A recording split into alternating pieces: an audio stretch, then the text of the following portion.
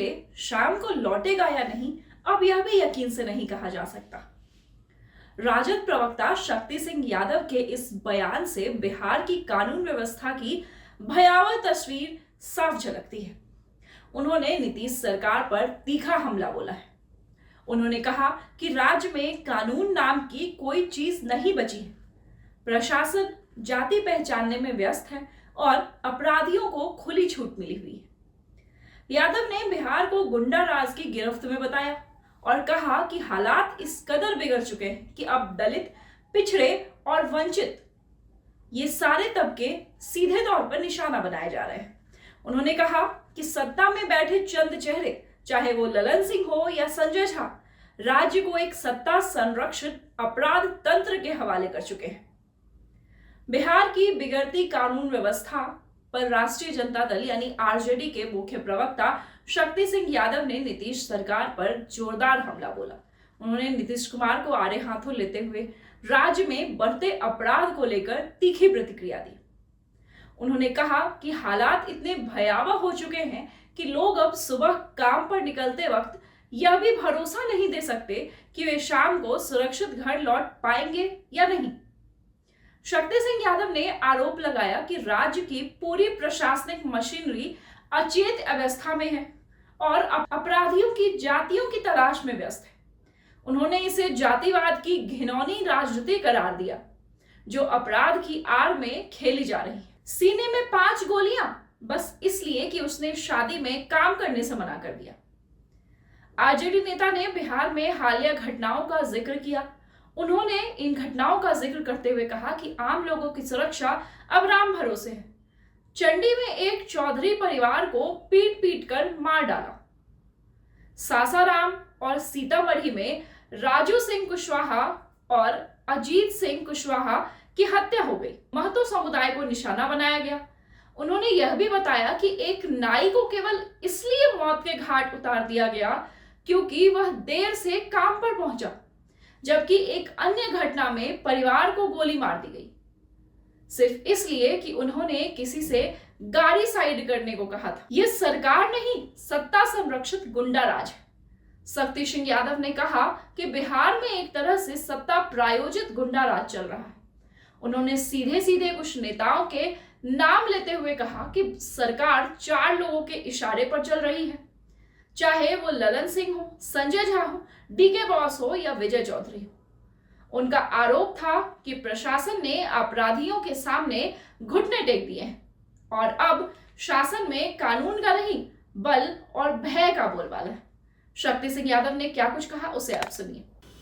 Janata Dal you का जो हमने नामाकरण किया है, देश के प्रधानमंत्री जी ने भी मुजफ्फरपुर में किया था। जे से जनता, दी से दमन और यू से उत्पीड़न।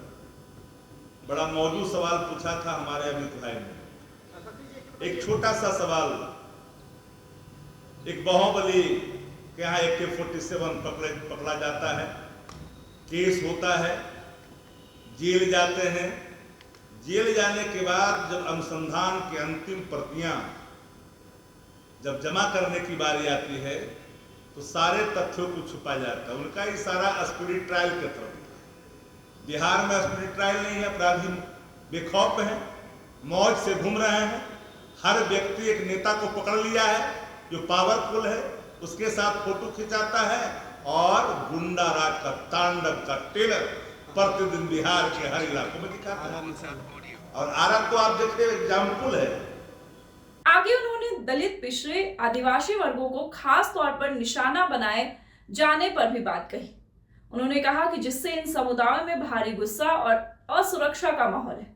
बिहार को अब इस गुंडा राज से मुक्ति चाहिए। आरजेडी प्रवक्ता ने अंत में कहा कि अब वक्त आ गया है जब बिहार की जनता को ये तय करना होगा कि वे कैसी सरकार चाहते हैं, जनहित में काम करने वाली या सत्ता के संरक्षण में चल रही अराजक व्यवस्था वाली।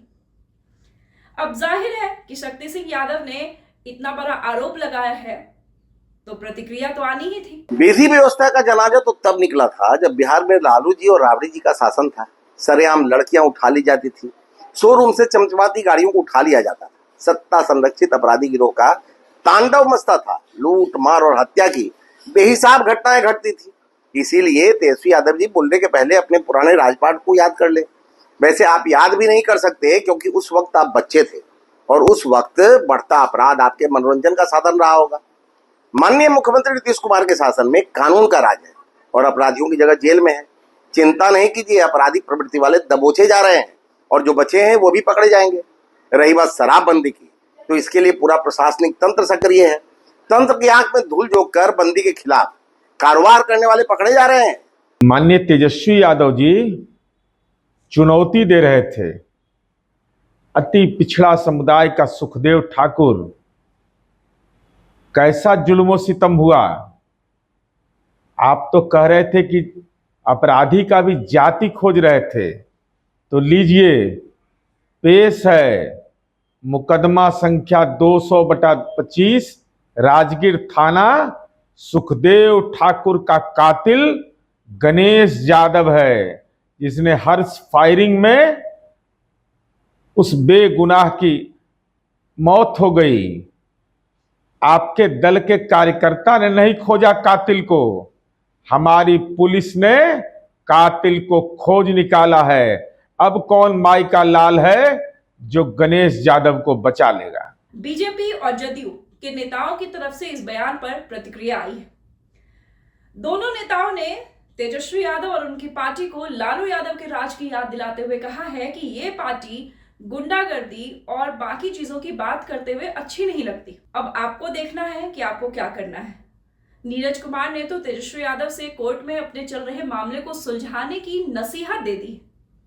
बहरहाल इस पूरे मुद्दे पर आपका क्या कहना है हमें जरूर बताएं। देखते रहें द मेट्रो 24।